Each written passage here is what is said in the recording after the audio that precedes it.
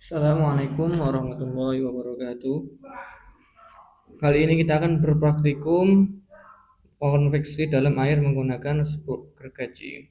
Praktikum ini bertujuan untuk mengamati proses konveksi dalam air dengan menggunakan serbuk gergaji sebagai indikator aliran.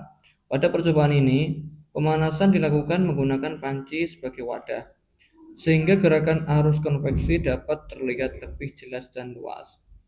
Percobaan dimulai dengan mengisi panci menggunakan air bersih hingga ketinggian yang cukup. Setelah itu, sedikit serbuk gergaji ditaburkan di permukaan air. Serbuk gergaji sengaja digunakan karena sifatnya yang ringan, sehingga mudah mengapung dan mengikuti arus pergerakan air saat terjadi perubahan suhu. Panci kemudian diletakkan di atas kompor dan api dinyalakan dengan tingkat panas kecil hingga sedang. Pemanasan dilakukan dari bawah sehingga bagian air yang paling dekat dengan dasar panci menjadi lebih dulu panas. Ketika air di dasar panci mulai menerima panas, massa jenisnya menurun dan air tersebut mulai naik ke permukaan. Serbuk gergaji yang ada di permukaan ikut bergerak mengikuti aliran air. Gerakan konveksi mulai terlihat ketika air panas yang naik ke permukaan digantikan oleh air dingin dari bagian atas yang turun ke dasar panci.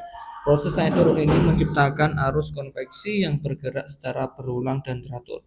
Serbuk gergaji terlihat berputar, bergerak, melingkar atau berpola aliran tertentu, menunjukkan arah perpindahan air panas dan air dingin. Seiring waktu, semakin banyak bagian air yang menerima panas, sehingga pola arus konveksi menjadi lebih jelas dan cepat. Serbuk gergaji tampak menyebar, naik, turun, dan berputar mengikuti arus konveksi tersebut. Hal ini menunjukkan bahwa perpindahan arus secara konveksi terjadi karena adanya perbedaan suhu yang menyebabkan perubahan massa jenis air. Melalui percobaan ini dapat dipahami bahwa konveksi merupakan perpindahan kalor yang disertai dengan perpindahan langsung zat cairnya.